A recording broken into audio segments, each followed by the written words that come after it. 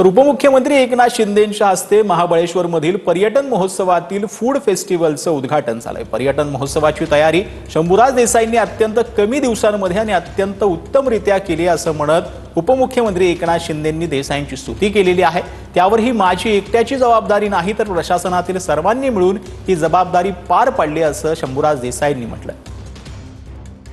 पर्यटन मंत्री उत्साही आहेत आणि त्यांचा उत्साह चांगला आहे, दांडगा आहे आणि त्या उत्साहामध्ये त्याने अतिशय कमी दिवसामध्ये याची तयारी केली।